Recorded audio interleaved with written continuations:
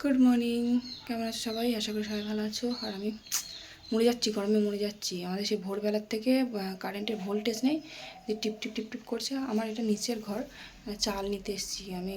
ভাত বসিয়ে দিয়েছি, ওদিকে মাকে বললাম চাল দিতে উনুনটা। আমি চাল নিতে এসেছি, চালটা ধুয়ে দেবো। কি গরম করছে আজকে, না আছে একটু হাওয়া, আবার রোদও নেই, আবার এদিকে এত গরম করছে, মরে যাচ্ছি। সেই ভোরবেলা থেকে, সেই 5টা থেকে কারেন্টটা ডিস্টার্ব করছে, না কারেন্টটা যাচ্ছে না কারেন্টটা আসছে, মানে ঠিকও করছে না, মানে ভোল্টেজ কম। পাখা তো একদম ঘুরছে না, লাইটটা দেখেছো তো, লাইট দেখে বোঝা যাচ্ছে জ্বলছেই না, একদম টিপ টিপ করছে। আর এই গরমের মধ্যে পাখা না চললে কীরকম কষ্ট হয় বলো তো, খুব গরম করছে আজকে।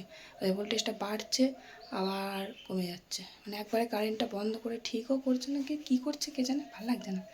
যাই হোক, মা বললাম ভাত বসিয়ে দিয়েছি। আজকে এবার আমার বর আছে বাড়িতে, ওর মাঠের কাজ মোটামুটি কমপ্লিট হয়ে গেছে। তো এবার ও মাছ নিয়েছে এখান থেকে, আর সবজি টবজি সব নিয়েছে। তো মাছের ঝাল করব, বাঁধাকপি নিয়েছে, বাঁধাকপি করব। দেখি চালটাকে ধুয়ে দিই, চলো। এত প্যাচ প্যাচে গরম করছে, তারপরে আবার কারেন্ট নেই, মানে কারেন্ট থেকেও নেই। কারেন্ট ওই যে ভোল্টেজ নেই, সকালবেলা থেকে, সকালবেলা না সেই মানে ভোর রাত থেকে ওরকম কারেন্ট ডিস্টার্ব করছে। আর যেদিনকে মানে ওয়েদারটা ঠিকঠাক থাকে সেদিনকে কারেন্ট থাকে, আর যেদিনকে দেখবো খুব গরম সেদিনকে কারেন্ট ডিস্টার্ব করবে। এত গরম লাগছে, মানে সহ্যের বাঁধ ভেঙে যাচ্ছে একদম, সরি ধৈর্যের বাঁধ ভেঙে যাচ্ছে একদম। এত রাগ লেগে যাচ্ছে, মানে সব হাঁসফাঁস করছে। যেমন আমার গুবলু সোনা, তারপরে ওদিকে ওর বাবা গরমের মধ্যে দোকানে কাজ করতে পারছে না। আর সবার মুখে একটাই কথা, কারেন্টটা কেন ঠিক করছে না। যাই হোক, তো গরমের মধ্যে ভীষণ পরিমাণে কষ্ট হচ্ছে। আর এদিকে আমি গরমের মধ্যে রান্না বসিয়ে দিয়েছি, ভাত বসিয়ে দিয়েছি, ওদিকে মা জালটা দিচ্ছে, আমি চালটা নিতে এলাম।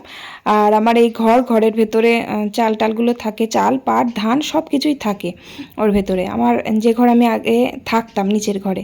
তো আমি ব্লগ শুরু করার 1 বছর আগে আমি নিচে ছিলাম, মানে ব্লগ শুরু করার 1 বছরও না, কয়েক মাস আগে আমি নিচে ছিলাম, তারপরে ব্লগটা শুরু করেছিলাম। তখন আমি যখন গুবলু আমার পেটে ছিল, মানে প্রেগনেন্ট ছিলাম, তখন আমি নিচে ছিলাম। গুবলু হয়ে যাওয়ার অনেক পরে আমি উপরে গেছি। উপরে দেখেইছো তোমরা যে উপরে আমার কিছুই কমপ্লিট হয়নি, সবই মানে পড়ে রয়েছে, কাজ অনেক বাকি আছে। যে রং টংও কিন্তু কমপ্লিট হয়নি, শুধু জাস্ট ওই যে সেই কি বলে প্লাইমার না কি লাগানো, ওইটাই আছে সাদা যেটা। উপরের তো আমাদের কাজ হয়নি সেরকম। তারপরে সামনের কাজগুলো লাগানো হয়নি, সিঁড়ির যে রেলিংটা ওটা করার অনেক মোটামুটি কাজ আছে। জোর করে ওপরে থাকা হচ্ছে, কারণ নিচের ঘরে একটা ঘরের মধ্যে থাকা যাচ্ছিল না, খুবই অসুবিধা হচ্ছিল। যাই হোক, তো ওসব কথা বাদ দিলাম। তো বললাম ওই যে ভাত বসিয়ে দিয়েছি, মা জাল দিচ্ছিল, আমি চালটা ধুয়ে নিয়ে আসলাম, দিয়ে চালটা দিয়ে দিলাম। আর আজকে যেটু 4-5টা চাল কুমড়ো পাঠিয়ে দিয়েছে, তার মধ্যে দেখছি একটা আবার পচা। চাল কুমড়ো খাবে, ওই যে কি বলে নারকেল কোড়া দিয়ে চাল কুমড়ো খাবে। তো এবার আমি কেটে দেখলাম, দেখেই মনে হচ্ছিল কেমন একটা হলদে হলদে ভাব, পোকা লাগা দেখে মনে হচ্ছিল। আমি এবার কেটে দেখলাম যে ভালো আছে কিনা। চাল কুমড়ো দিয়ে ওই যে নারকেল দিয়ে করেছিলাম আগের দিন, খুব ভালো লেগেছে, তাই এবার আজকেও খাবে। আমি বললাম আজকে আর করবো না, আবার অন্য দিন করে দেবো, রোজ রোজ একই রান্না কি ভাল লাগে। আজকে একটু বাঁধাকপি নিয়েছে ওর বাবা, তো বাঁধাকপিটা রান্না করবো আজকে। আর মাছও নিয়েছে, মাছের ঝোল বা ঝাল হবে, আর বাঁধাকপি রান্না করব। তো বাঁধাকপিটা আমি কেটে নিলাম, দিয়ে হচ্ছে বললাম না মাছটা এনেছে, আর মাছটা ভাগ্যিস কেটে এনেছে। আমার মাছ একদম বটিতে কাটতে ইচ্ছা করে না, বটি খুব ধার কম।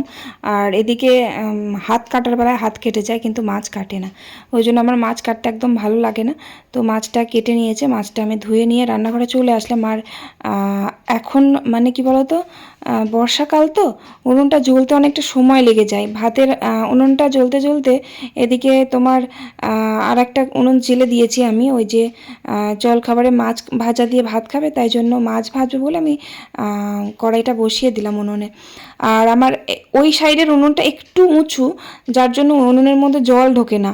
আর এই দিকের উনুনটা একটু নিচু, গড়ান মতন আছে, তো দিয়ে জল ঢুকে উনুনের মধ্যে, সে মানে অনেকটা করে জল ঢুকে যায় বৃষ্টির ছাট টাট আসলে পারে। আর উপরে রান্নাঘরে চালটা ঠিক করতে বলছি, ঠিক করছে না কবে থেকে, মানে উপরে রান্নাঘরে চালটা তো টালির, এবার টালিগুলো ফেটে মেটে গেছে বা সরে গেছে, যেটা ঠিক করলেই হয়ে যায়। বাড়িতেই টালি আছে, তারপরে সব কিছুই আছে বাড়িতে, কিন্তু হাতের কাজটা তো করতে হবে নিজেকে, কিন্তু সেই সময়টাই পাচ্ছে না, করেও দিচ্ছে না গাফিলতি করে, যার জন্য এরকম অবস্থা হচ্ছে। রান্নাঘরে সত্যি দশা খুব খারাপ।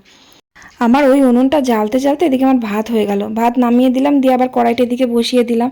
ওদিকে উনুনটা আমি বেকার বেকার জ্বাললাম, বেকার বলতে মাছটা অর্ধেকটা ভাজা হয়েছে। কি বলতো, অনেকদিন জ্বালা হয় না তো, তার জন্য ধরতে অনেকটা সময় লাগবে, কিন্তু ওই উনুনটা বেশি ভালো জ্বলে এটার থেকেও। আর ওটা উঁচু আছে, ওটা জলও পড়ে না, ভেজেও না, খুব ভালো, কিন্তু জ্বলতে তো সময় লাগবে না। এখন বর্ষাকাল, পাটকাঠি ভিজে, কাঠ ভিজে, সময় তো লাগবে। যাই হোক, জলখাবারে মাছটা আমি তা আগেই ভেজে দিলাম, কারণ মাছ ভাজা দিয়ে ভাত খাবে বললো আমার বর। আবার সকালবেলা মাঠে যায়নি আজকে, কিন্তু দোকান বন্ধ করে মাঠে যাবে, মানে 10টার মতন কাজ করেছে, 10টা অবধি, দিয়ে দোকান বন্ধ করে দিয়ে এসে ওই যে মাছ ভাজা আলু সিদ্ধ দিয়ে ভাত খেয়ে এই মাঠে চলে গেছে। এবার আমি গুবলু সোনাকে খাইয়ে দিয়েছি, খাইয়ে দিয়ে এসে রান্না করতে বসেছি। বাঁধাকপিটা রান্না করছি। বাঁধাকপিতে মাছের মুড়ো কিন্তু দেবো না, মাছের মুড়ো দেবো ভেবেছিলাম, কিন্তু মা বললো মাছের মুড়ো দিলে খুব একটা ভাল লাগে না, তো দিও না। তাই জন্য আর দেবো না, ক্যান্সেল। শুধুই করব, শুধু খারাপ লাগে না, ভালোই লাগে খেতে। একটু আদা জিরে বাটা দিয়ে একটু গরম মশলা দিয়েছি, গোটা গরম মশলা, এলাচ, তারপরে কি বলে দারচিনি, লবঙ্গ, জিরে, তারপর তেজপাতা, শুকনো লঙ্কা, 5 ফোড়ন, এগুলো সব দিয়ে রান্না করলে ভালো লাগে। আর একটু টমেটো থাকলে ভালো লাগতো, কিন্তু টমেটো নেই। যাকে টমেটো ছাড়াই বাঁধাকপিটা রান্না করলাম, কিন্তু বেশ ভালোই লাগবে খেতে। আমি মাঝে মাঝে কী বলো তো, টমেটো না থাকলে, আমি বাড়িতে তো সস থাকে সবসময়, আমি একটু সস দিয়ে দিই। টমেটো দিয়েই তো সসটা বানানো হয়, ওই জন্য আমি তরকারিতে, ধরো মাংসের তরকারিতে একটু টমেটো না দিলে ভালো লাগে না, তখন আমি একটু সস দিয়ে দিই, ভালো লাগে, কিন্তু টমেটোর কাজটা করে। বাঁধাকপিতেও দিই, কিন্তু আজকে আর দেবো না বাঁধাকপিতে, সস ছাড়াই করলাম, মানে টমেটো ছাড়াই। তবে ভালোই হয়েছে, বেশ খুব সুন্দর গন্ধ বার হয়েছে। একটু গরম মশলা দিলে না বাঁধাকপি ভালো লাগে খেতে। আর যখন মাছের মুড়ো দিই আমি, তখন 2-1 কোয়া রসুন দিই, কারণ মাছের একটা আষ্টে গন্ধ থাকে, তো ওই জন্য রসুনটা দিলে খারাপ লাগে না, ভালো লাগে। আর মাছটা আজকে ঝাল করলাম, ঝোল করলাম না, কারণ বাঁধাকপিতে আলু দিয়েছে অনেকটা। কপি আর মাছের ঝাল আর ডাল, ব্যাস। কী গরম করছে, তার মধ্যে আবার কারেন্ট ছিল না, আবার কারেন্ট দিয়েছে, তাড়াতাড়ি করে মোটরের জলটা তুলে নিলাম। আবার কারেন্ট ছিল না বলতে ভোল্টেজ ছিল না, ভোল্টেজে যখন জোরে এলো, তাড়াতাড়ি আমি মোটরটা চালিয়ে নিলাম। আবার যদি চলে যায়, এবার কম ভোল্টেজ থাকলে মোটর চালানো যায় না। জল টল তুলে নিয়ে ছাদে এলাম, গুগলুকে চান করে দিয়েছি, ও এখন ঘরে বসে খেলা করছে। কটা জামা কাপড় আছে কাচবো, কেচে আমিও চান করবো। একটু পায়ে বরফ দিলাম, পায়ে যন্ত্রণা করছে।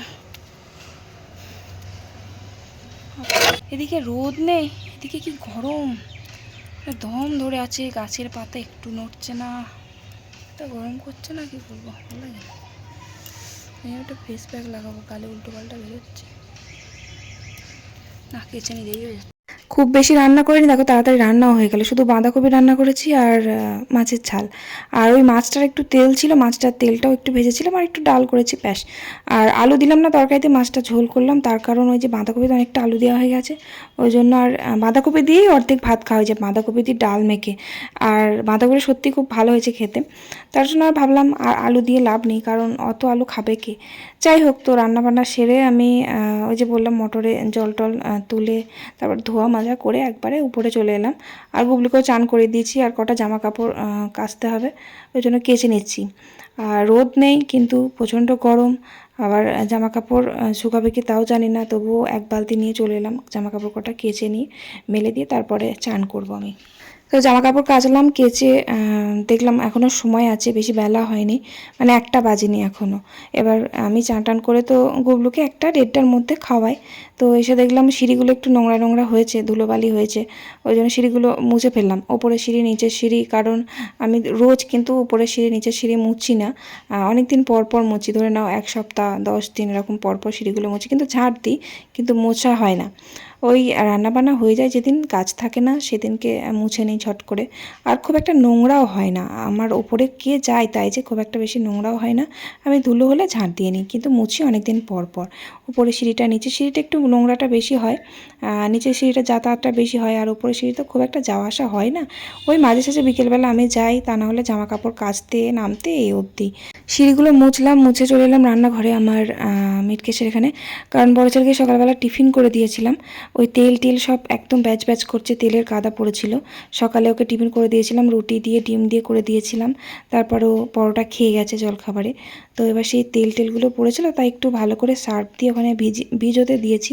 তারপরে আটা ময়দা এসব পড়লে না একটু লেগে যায়, তো একটু জল দিয়ে ভিজিয়ে দিয়েছি। আমি এদিকে বাসন কটা ধুয়ে নেবো, তারপরে ওখানটা পরিষ্কার করে নেবো, উঠে যাবে তাড়াতাড়ি। আর এদিকে আমি জামা কাপড় কেচেছি, তো জামাটা আমার পুরো ভিজে সব করছে, একদম ভিজে গেছে কোমর অবধি। ওই জামা কাপড় কাচতে গেলে কাপড় চোপড় ভিজবে, কিছু করার নেই। আমি দেখছি একেবারে এগুলো সব ধুয়ে মেজে পরিষ্কার করে নিয়ে তারপরে আমি চানটা করব। আর অনেকগুলো বাসনও ছিল, তারপর আবার দুপুরবেলা খাওয়া দাওয়া করবো, সেই বাসনগুলো আবার হবে। যাই হোক, এখানটা আমি পরিষ্কার করে নিলাম, পরিষ্কার করে নিয়ে তারপর একবারে চান টান করে নিলাম। 3:30 বাজে, পাক্কা 3:30 বাজে। আমার খিদে পেয়েছে। আমার বর এখনও মাঠ থেকে বাড়ি আসেনি, আর ঝমঝম করে বৃষ্টি শুরু হয়ে গেল। এইমাত্র কেচে আমি মেলে দিয়ে আসলাম, বৃষ্টি শুরু হয়ে গেল। আচ্ছা, আমি জামা কাপড়গুলো কেটেছিলাম, জল ছড়ে গেছে, সব নিয়ে এসে ঘরে হাঁটু রান্নার সব মেরে দিলাম, বাইরে মেলে দিলাম। কিন্তু এত দেরি হয়ে গেল, 3টে দিকে চলে আসছে, আজকে আসছে না। তো আজকে সেরকম বললো মাঠে কাজ নেই, দোকান বন্ধ করে মাঠে গেছে, এখন আসছে না কেন কে জানে। আর বড় ছেলে আসার সময় হয়ে যাচ্ছে, ওই 3:40 ছুটি দেয়, আস্তে আস্তে 4:15 বাজে, অনেকটা দূরে তো। খুব খিদে পেয়ে গেছে আমার, আবার একা একা ভাত খেতেও ইচ্ছা করছে না। আর এতক্ষণ ওয়েট করলাম, আর একটু দেখি 3:30 যখন 2-2-2:30টার সময় থেকে আমার খিদে পেয়েছে, 2 থেকে 3:30 অবধি যখন ওয়েট করলাম, আর একটু দেখি আর তখন একসাথে খাবো। ওগুলো তো খাওয়া হয়ে গেছে, অনেকক্ষণ আগে ঘুমিয়ে গেছে। আর এদিকে ঝমঝম করে বৃষ্টি পড়ছে, ভালোই বৃষ্টি পড়ছে।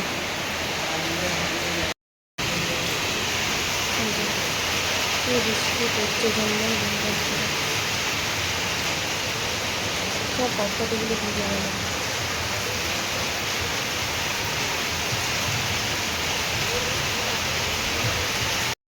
তো দেখতে দেখতে আমার বর আসলো 4টের সময়, আর ওদিকে আমার বড় ছেলেও বাড়ি চলে এসেছিলো। তো আমরা খেতে বসেছি আর ও বাড়ি এসে গেছে। ও কিন্তু 4টেতে বাড়ি আসে না, ওদের আজকে স্কুল একটু তাড়াতাড়ি ছুটি হয়ে গেছে। ও কিন্তু 4:15 বাড়িতে ঢোকে, 3:40 ওদের ছুটি হয়, ওখান থেকে আস্তে আস্তে 4:15 বেজে যায়। যাই হোক, তো আমি আমার বর ওদিকে খেতে বসেছি, বড় ছেলের ভাত বেড়ে দিয়েছি, ও চান টান করবে তারপর খেতে বসবে।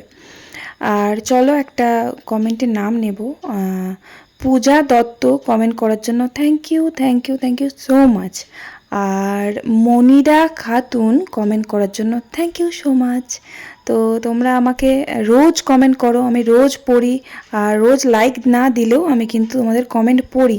আসলে তোমরা এত এত কমেন্ট করো যে কমেন্টগুলো হয়তো নিচের দিকে চলে যায়, আমি দেখতে পাই না, চোখে পড়ে না, তাই কমেন্টগুলো লাইক করতে দেরি হয়ে যায়। তবে লাইক কিন্তু আমি করি, দেখবে তোমাদের প্রত্যেকের কমেন্ট আমি কিন্তু লাইক করি। আর যাদের যাদের করি না তারা কিন্তু অবশ্যই কমেন্ট করবে যে দিদিভাই আমাকে কিন্তু লাইক দাওনি, তাহলে কিন্তু অবশ্যই তাহলে আমি সেই কমেন্টটা খুঁজে পেয়ে যাব। একটা কমেন্ট যদি তোমরা করো তাহলে তোমরা আগে যেসব ভিডিওতে আমার কমেন্ট করেছো সেগুলোও কিন্তু আমার সামনে চলে আসে। তো যাই হোক, তো তোমরা অবশ্যই কিন্তু কমেন্ট করো। তো খাওয়া দাওয়া করলাম, খাওয়া দাওয়া করে যেমন যা কাজ, বাসন ছিল বাসনগুলো ধোয়া মাজা করলাম। আর বিকেলবেলা একটু ঘর দোরগুলো ঝাঁট দিতে হয়, ঘর দোরগুলো ঝাঁট দিলাম, তারপর সন্ধ্যেবেলায় সন্ধ্যে দিলাম। তারপরে দেখো আবার রাত্রের খাবার, মানে রাত্রে কিন্তু আমি আর কোনো খাবারই বানাইনি। ওই যে রুটি দেখলে, ওই রুটিটা কিন্তু সকালের রুটি। বড় ছেলেকে ওই যে সকালে রুটি বানিয়েছিলাম, তারপর পরোটা বানিয়েছিলাম, পরোটাটা খেয়ে গেছে। রুটি 3টে এক্সট্রা ছিল, যেটা আমি এখন খাচ্ছি রাত্রেবেলা। একটু বাঁধাকপির তরকারি ছিল, ওটা দিয়ে রুটিটা খেয়ে নিলাম, আর রাত্রে কিচ্ছু বানাইনি। ব্যাস, চলো আজকের ভিডিওটা কেমন লাগলো অবশ্যই কমেন্ট করে জানিও। তবে কিন্তু ভাত করেছিলাম, ভাত নিচে হয়েছে, মা সবাই খেয়েছে, আমি তো রাত্রিবেলা ভাত খাই না, সেই জন্য, মানে রোজ খাই না। ওই যে গাছ থেকে ড্রাগনটা তুলেছিলাম, সেই ড্রাগনটা এখনও পড়ে আছে, খেতেই মনে থাকছে না। যাই হোক, চলো কমেন্ট করো অবশ্যই। Tata, bye bye, good night.